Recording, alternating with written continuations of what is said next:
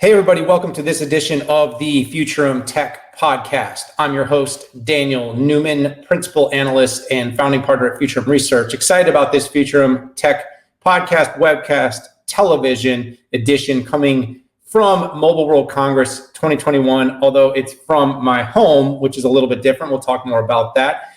I'm going to be joined today by Qualcomm, and we're going to be talking about the announcements coming from the company from this year's big mobile event that's going on partially in Barcelona.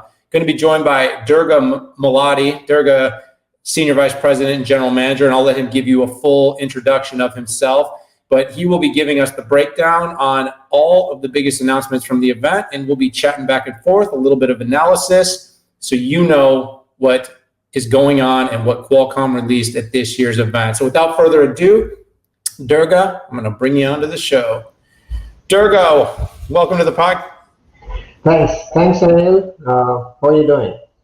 It's great to have you. It's funny to be here at home doing Mobile World Congress announcements, although last year we did basically no announcements because the whole show got blown up just before it was supposed to happen. But really excited about the prospects of being back in Barcelona in 2022, and I'm thinking we're heading in that direction, although nothing is for certain just yet. So welcome to the show. Love to take a moment. You've been on with me before, but I can't assume everyone watches every show. I wish that would be the case, and maybe someday it will. But for the sake of our audience, can you go ahead and introduce yourself and tell everybody a little bit about your role and work at Qualcomm? Sure. So hi, everyone. I'm Durga Malladi. I'm a Senior Vice President and General Manager for 5G at Qualcomm. My responsibilities are for all the 5G modem RF products that feed into all the different business units. And I'm also responsible for the businesses of mobile broadband devices. This includes the fixed wireless and so on, along with some of the infrastructure, our 5G infrastructure efforts that we have. So I'm responsible for those two businesses in addition to the overall 5G modem RF portfolio in our company. It's a lot underneath you to manage day to day, and of course, this show that's going on is a big one for you. It's typically a show where Qualcomm has a ton of huge announcements, and this year, I would say, didn't disappoint. Even though the whole format of the show is a little bit different, and let's start there. So, I've kind of alluded to this a few times, but we're both on this pod and on this video together remotely, not in Barcelona. And this year, I think the show originally, late last year, they thought, we're going to get the show back in February. At some point, that was determined not to be the case. And they're like, okay, we'll move it later in the year. The numbers are getting better. The vaccines are rolling out. We're going to be in person. Quickly, the company started backing out again. Now, there is a live element, but it's a much scaled down live element. We're still mostly remote, but you guys are going big and you're making some pretty important announcements here. How are you handling the whole hybrid sort of remote MWC to make sure that it's still a big moment for the company? So I love Mobile World Congress. It's one of those places where we always come in. We have there is a sense of anticipation across the industry as to what's going to be there, and we ourselves prepared for a large number of key initiatives. It's a good forum to actually make these announcements. So this year was no different, and I'm going to be speaking towards that. But one of the points that you made earlier about how are we handling the hybrid workplace and so on, it's been fascinating actually. In fact, one of the best ways of looking at this is the seamless way in which we switched from on-site work to a hybrid mode. And in fact, for the longest period of time, and it wasn't even hybrid, it was just remote working from home, has been quite something. And I can point to like a couple of different ways in which I would argue that even our user experience has changed quite a bit. And in fact, 5G itself has played a very significant role in some of those things. First of all, just look at us. If you think about it, 2 years back, I would argue that most of the conference calls were audio only or predominantly audio, not so much video. There was still video, but not so much of it. And anything that was which needed a face-to-face interaction was not by video, but you would do face-to-face meetings because you can. That was one thing. And look at us now. In fact, that's not the case anymore. In fact, video-based conferencing has become the mainstream. And in fact, it's gone to the extent wherein these days you find that people, even with smartphones in their hands, like when you make a call, you're talking to someone. 2 years back, I would argue more people had their phones next to their ears. And these days, you see more people with the phones in front of them. Because I don't think you want to get away from that experience of having the face in front of you. So video calling has become mainstream.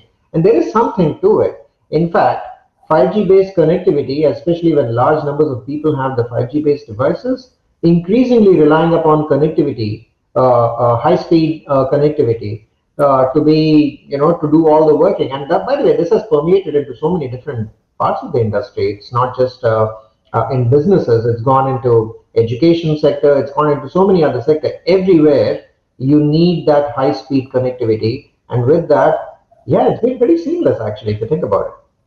Yeah, it's great to get your insights as someone that leads a really large team. I've loved talking to execs, kind of hearing how they've handled this transition. You're absolutely right about video. I think about how many times you'd be on a Skype call, Skype for Business, or a Teams or whatever you were using, and people didn't turn the camera on. And now I think as part of our, I don't know, maybe we were just lonely, but turning on the camera, and then it became habit. So it's kind of become secular. Right.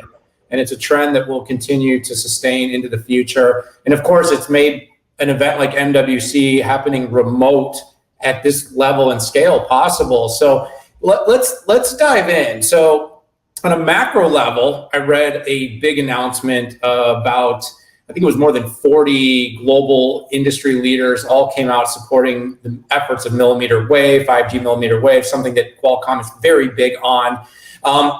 And you and your team have been busy making some big strides in infrastructure and came out with a few really big announcements. Can you just give me the big overview. What are the big announcements Qualcomm is going to be making in terms of in your capacity, in your world at this year's Mobile World Congress? Sure. I'm going to, so you touched upon, there were 3 big announcements that we made. So I'm going to touch upon them one after the other. And maybe I'll pause after the first one and you can ask me any further questions and go to the second one and the third. It's a plan. All right. Okay. So the first one, the announcement that we made was actually in conjunction with the 40 plus, I forgot the final number, but 40 plus mobile communications companies across the ecosystem talking about how they perceive 5G millimeter wave, how they see the utility of it as a part of the different use cases that they might be anticipating. And it is quite a staggering number of companies, just in terms of the sheer diversity and the geographical diversity and the kinds of companies that have been involved in that. So mobile operators from North America, from Europe, from China, from Japan, Korea, India, and so that's a pretty large geographical diverse set of mobile operators talking about 5G millimeter wave. And in addition to that, you have handset OEMs, smartphone OEMs, way beyond those that have already launched, but really those who are thinking about 5G millimeter wave upcoming in their portfolio as well, along with infrastructure partners of ours. So it's been really a massive ecosystem that got together across the entire geographical areas. And you might be thinking, well, why now, and what's so unique about this? I think the way to actually look at this is, we're in 2021. This is, believe it or not, year 3 of 5G. And right from the outset, as Qualcomm, we have stated that 5G millimeter wave is an integral part of how we see the full expansive vision of 5G coming to bear. So if you really truly believe in the full-blown vision, you must have that blend of the low band coverage, like the below 1 gigahertz low band coverage, the mid bands for a blend of capacity and coverage, and the high bands, the millimeter wave bands, for extreme high capacity and enabling new use cases. You need all 3 of them. Some regions have gotten ahead with millimeter wave ahead of the others. Some regions got ahead with sub-6.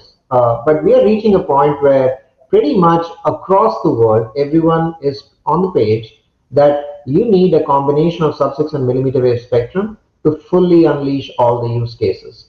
And a part of that is on sub-6, of course, it is kind of well understood all the use cases to the extent that we know of, because we've done this before with 4G, but now we've added in the mid bands and the high capacity over there.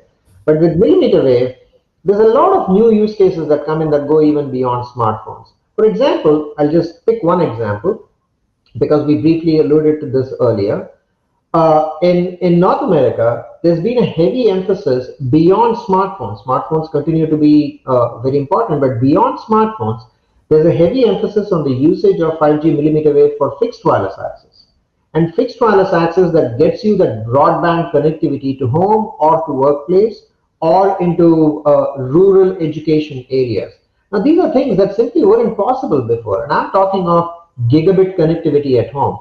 In fact, one of the things that we as Qualcomm had done starting from like summer of last year was in rural areas, we started investigating how far can you go to get that gigabit connectivity. And we were going to 5 kilometers along with our partners in the infra ecosystem along with this thing, just to make a point about the use cases that can be unleashed with 5G millimeter wave. So it was really heartening and to see a large ecosystem come together and affirm the overall benefits that they perceive from 5G millimeter wave. Yeah, I'll actually put some notes in our show note for everybody because we had US Cellular and Nokia join your team after you hit that fixed wireless access milestone, and we had them on the show.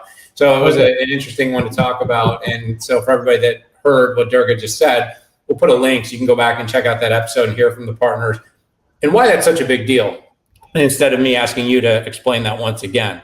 Now, there was a couple of news items in particular that really caught my attention besides the big ecosystem announcement, which always grabbed my attention. But the first was on the update to the small cells, and the second is on the Accelerator Card. So, just want to get a quick take from you on both of these. But, the first, Rel 16 5G Open RAN platform for small cells. Break it down for me. What does this mean to the market?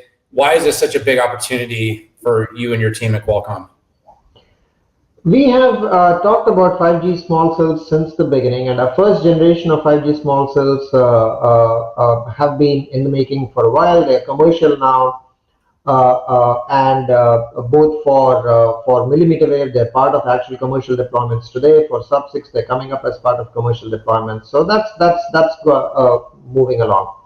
But as we looked at the next generation of small cells, one of the key things that we wanted to make sure was addressed was the fact that these small cells are now going to be used in all kinds of deployment topologies.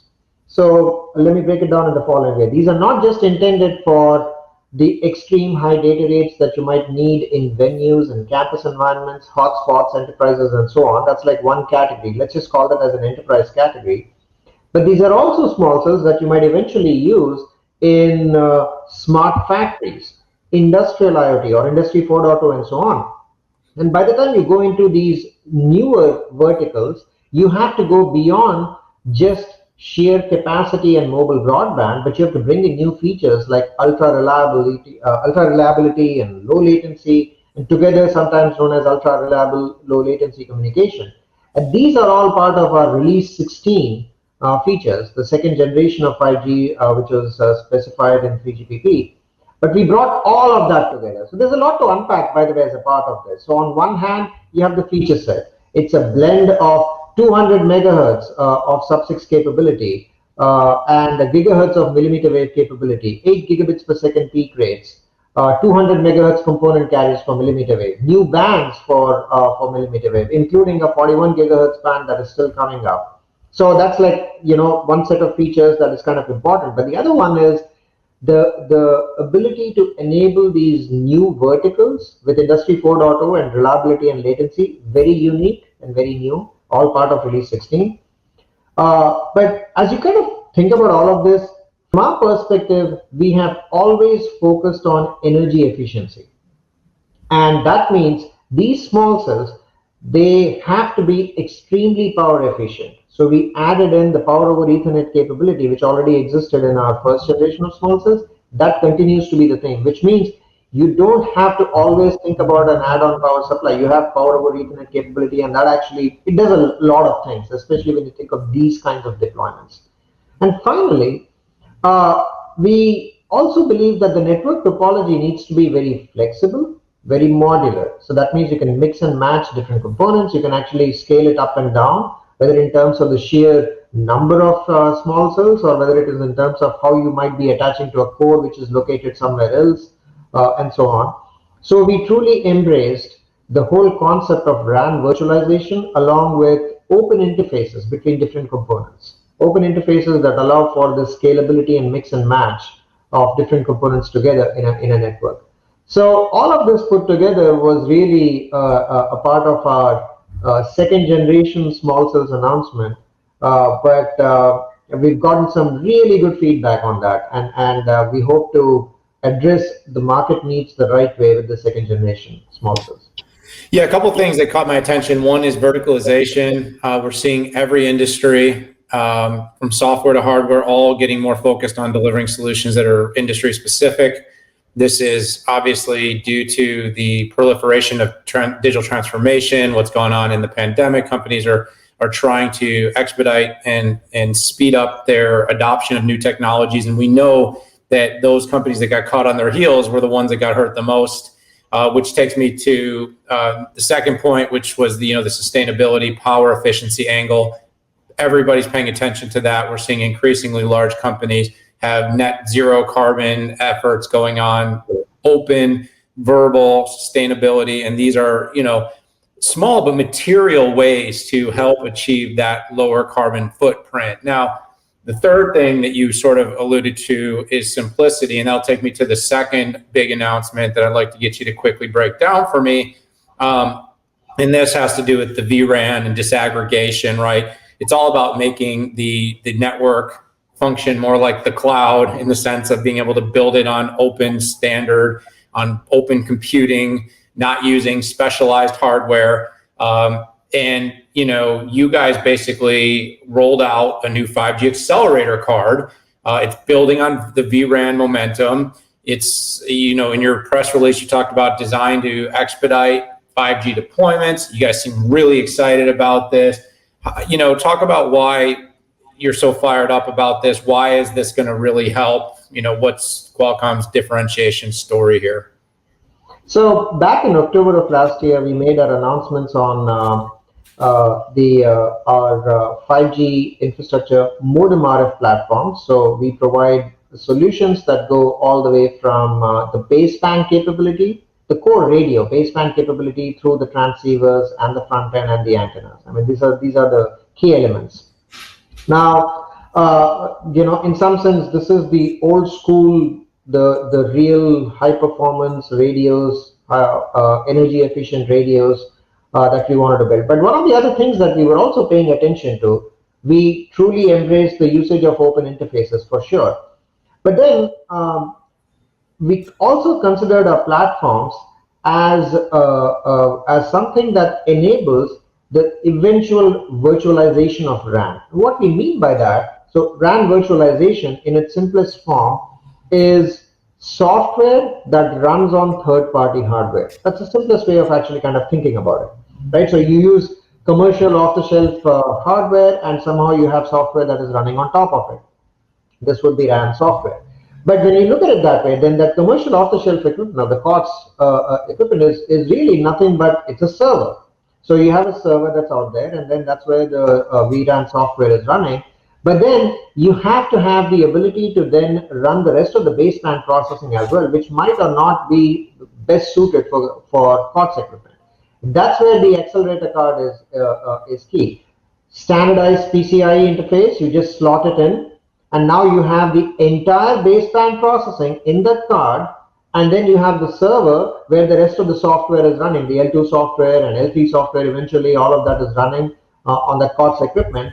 And it also allows for a very easy upgradability as at a later point in time. If you decide that, hey, I need some additional capacity, that's fine. You slot out that card and put in a new one over there while retaining the rest of it. So this makes it really efficient. It allows the network to evolve the right way while enabling the virtualization as well. So as a part of our announcement, you saw that we had announcements from mobile operators, we had announcements for those who build the servers as well. So in that sense, we're truly excited about the ability of this accelerator card to bring RAN virtualization into the mainstream. Yeah, absolutely. Well, I mean, one of the things that I've noticed, and we're running out of time, but I would say is we're really starting to see, I laughed because we didn't have a Mobile World Congress 20, but at 18, it was, this is the year of 5G. And we kind of heard that in 19, and it was going to be 20. And, you know, I'm seeing this pivot though now to, it's not just about 5G. It's really starting to say that, you know, I know your slogan, I think, is something like 5G done right, but not all 5G is created equal. And we're starting to see advancements in hardware and software and innovation that is starting to demarcate that it isn't just 5G. And just because your phone says 5G or your network that you log into and your enterprise says it, it's not all the same. And just like vendors had to become more discriminate in picking where they put workloads in the cloud or which CRM isn't just CRM, and CPUs aren't just CPUs, and 5G isn't just 5G. And I think some of the announcements that you're focusing on are really starting to differentiate, whether it's the disaggregation or the acceleration of the workloads to be able to bring that best of breed experience. Durga Malladi, thank you so much for spending some time with me here on the Futurum Tech Podcast, Tech TV, and webcast. I'll make sure that I put the links to your announcements. Congratulations. And I do hope to see you, whether it's in San Diego, or in Barcelona next year, but getting back on the road, because I do love having my device in front of me. I do love having you on camera, but nothing replaces seeing people in real life. I completely agree. Thanks, Daniel. Thanks for having me here. And hopefully these announcements were helpful in terms of showing the full potential of what we can do with 5G. And yeah, looking forward to seeing you in person. We're going to get there. So thanks everyone for tuning in. Hit that subscribe button. Thanks Qualcomm for your partnership and for being for bringing Durga here to speak with me about this event and everything going on in Mobile World Congress. Hit that subscribe button. Check out those press releases and links. Learn more. 5G continues to proliferate. It's going to be a big topic here on the pod, on our research blog. You'll hear it from me on social and everywhere else I publish. For this episode, I got to go. I got to say goodbye. Have a great Mobile World Congress if you're there. And if you're just learning about this 5G stuff, stick with us. We'll see you really soon. Bye now.